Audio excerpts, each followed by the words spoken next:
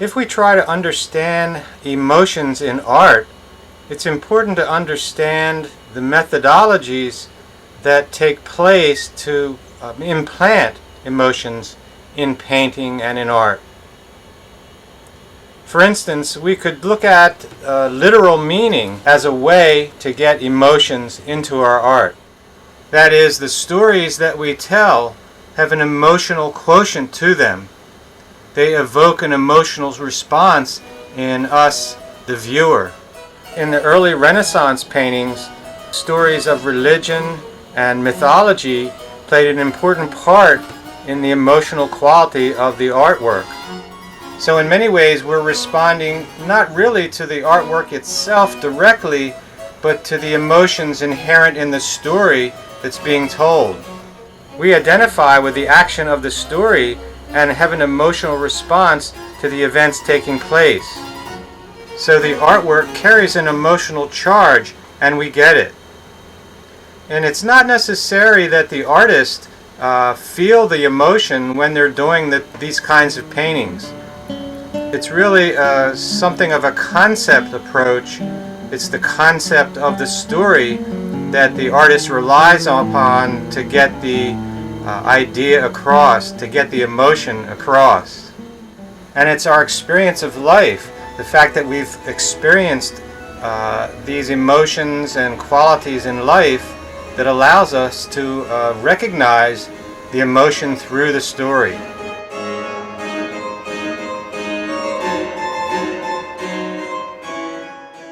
When we think about emotions in painting, it's important that we try to conceive of this idea a little bit differently than just pure emotions. Emotion in painting has a little bit more to do with states of mind than just pure emotion. So when we think about emotion in painting, we have to include qualities of mind, such as a meditative quality of mind, a sensitive quality of mind, that is sensitivity. Any state of mind that we can get into basically can translate into emotion in painting. This is because essentially, like literal meaning and literal storyline translates into emotion, in the same way we can identify with states of mind in painting and get an emotional response to that state of mind.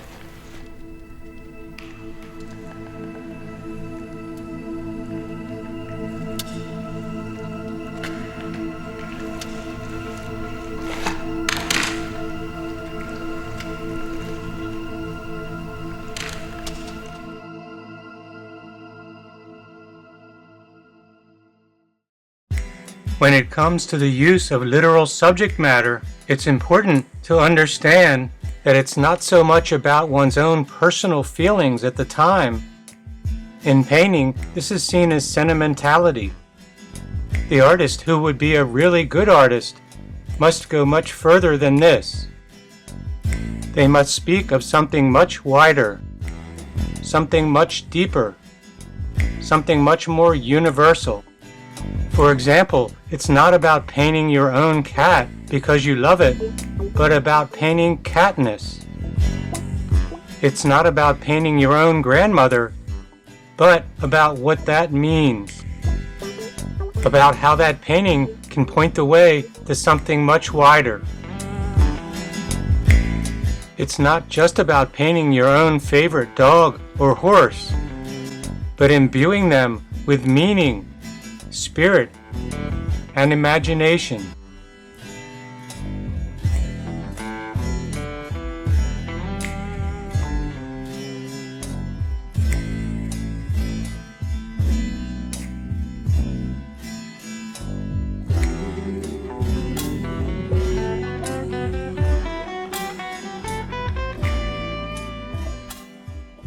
When we move away from literal subject matter and into expressionism, abstraction, or non-representational painting, the burden of carrying the emotions lies less with the literal subject matter and more with the formal elements.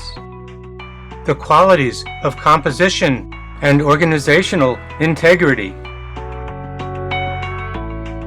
That is, how the colors, lines, edges, textures, shapes, and so forth are handled. The idea of touch is a major tool for all kinds of painting, realism and abstraction, but it comes even more strongly into play in expressionistic painting, in abstract painting, and in non-representational painting, because these tools, these ideas of touch, rely only on touch and, of course, some other factors, but not on storyline. But I find, because of modern painting, that things which couldn't be seen in terms of painting, things you couldn't paint, for instance, and now it's not that you paint them, but it's the connection.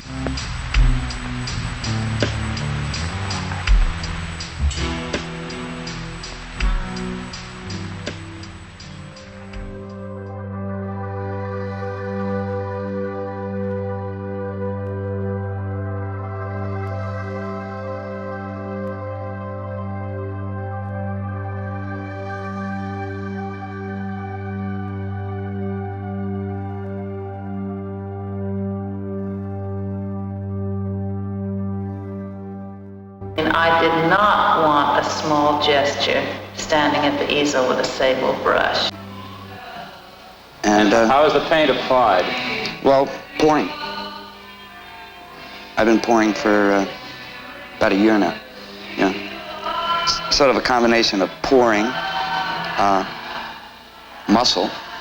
Sometimes, I can get an effect by, doing it hard or just laying it down soft.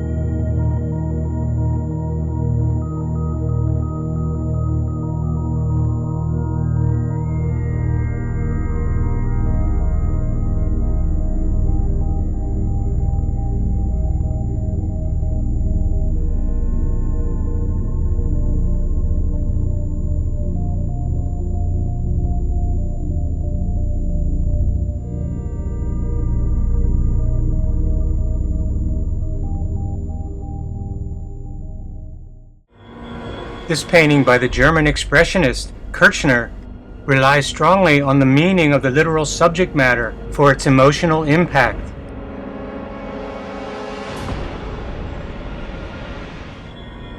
Yet we can't deny that the colors Kirchner has chosen play a role. In this painting, also by Kirchner, the colors, shapes, and paint quality play the main role in producing the painting's emotional power.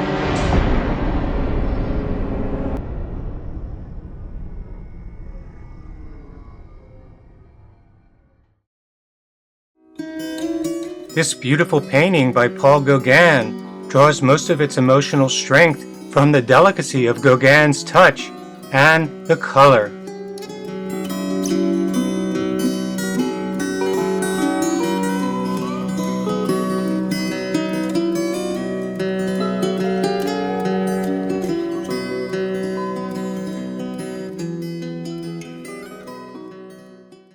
Certainly color, large simple shapes, and texture played the major role in producing the emotional force of this Odilon Redon painting.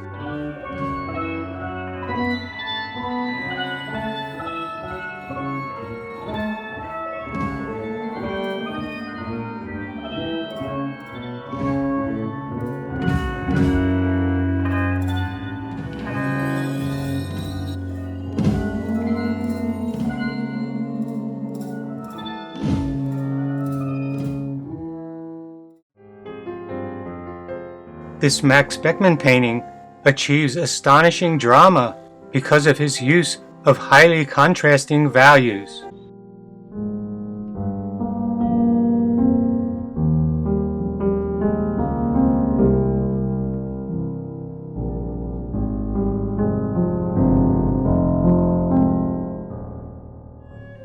Corot was a painter of the early 1800s. The emotional tenor of this painting by Corot is delicate, sensitive, and airy. He achieves this emotional quality by a light touch and by using a lot of white in his color. Dufy painted in the early 1900s.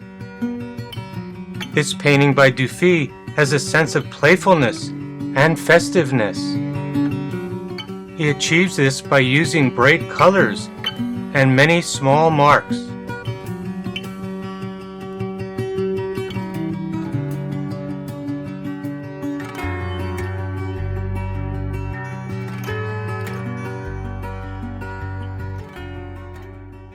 This Roger Brown painting exhibits a sense of elegance. It has a quality of soothing us. We could say that this is achieved by a sense of pattern, and by the way the pattern fades from dark at the bottom to lighter at the top.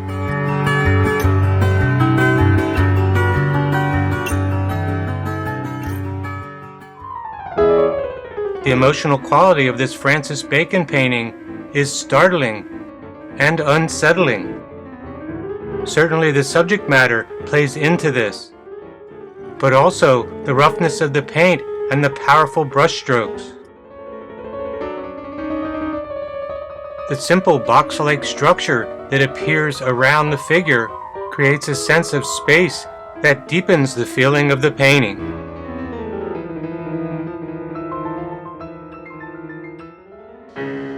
This painting, also by Francis Bacon, has an almost frightening quality. Certainly this quality is enhanced by its simplicity, by the way the forms come down uncomfortably from the top, and by the blood-red spatter.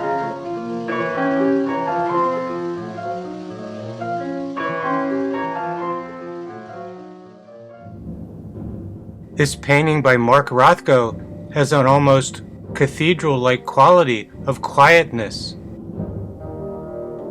Certainly, the large simple forms help to create this quality,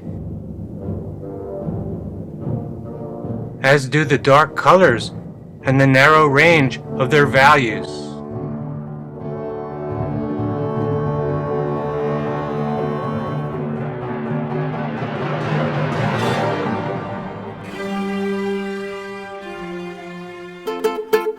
This David Hockney painting has an emotional force that is uplifting, positive, and exciting. Clearly, this is achieved by rambunctious forms and vibrant colors.